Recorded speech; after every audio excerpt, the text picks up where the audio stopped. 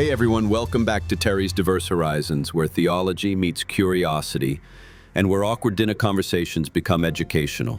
Today's hot topic: how do you explain the Christian Trinity to Muslims without starting a theological food fight? Let's dive in, shall we? Starting at number 1, common ground, one God. First, let's start where we can all agree. Christians and Muslims are both hardcore monotheists. Yep, one God, no committee, no Greek pantheon reunion tour, just one almighty creator. So far so good, right? Unity, peace, halal donuts for everyone. 2, the confusing math. 1 + 1 + 1 = 1. Now here's where it gets spicy. Christians believe that this one God exists as 3 persons, the Father, the Son, and the Holy Spirit. Kind of like H2O. It can be ice, water, or steam. 3 forms, 1 substance. But remember, it's an analogy, not a formula. We're not trying to baptize your kettle. But number 3, language matters. Now don't say Jesus is God like you're dropping a mic. That'll send our Muslim friends running faster than halal pizza at a youth group.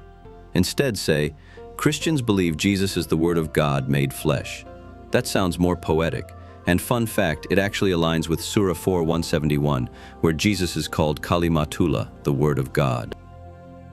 At number 4, relationship goals, divine edition. Here's the deep part. Christians believe that God is love and has always been. So who was he loving before the universe was born? Himself? That's kind of sad. In the Trinity, God is relational even before time began. Love isn't just something God does, it's who he is. At number 5, objections and answers. Muslim friends might say, God cannot become a man, but Christians would say, God can do whatever he wants, including taking on human nature. It's called being almighty for a reason.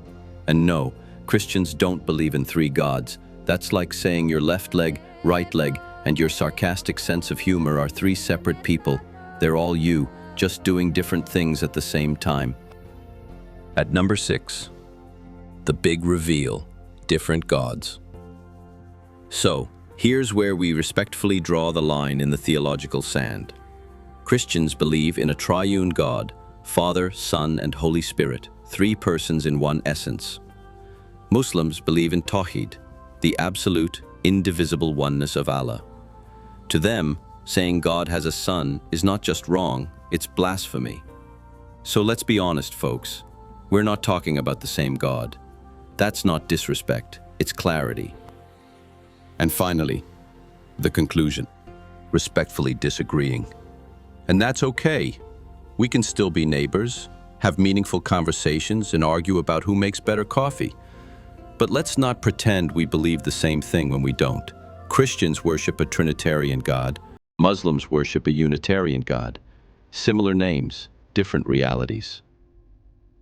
If you found this interesting, shocking, or it made your brain do cartwheels, hit that like button, subscribe to Terry's Diverse Horizons, and let's keep exploring the big questions of life without dodging the hard stuff. And remember, truth matters, clarity matters, and so do respectful conversations. See you next time, and may your coffee be strong and your theology stronger. Stay humble. Till later.